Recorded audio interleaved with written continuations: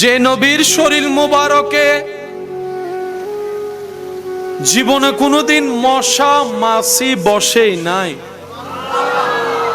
এই দুনিয়ার মানুষ তায়েফ নগরীতে সেই নবীর উপর পাথর মেরেছে।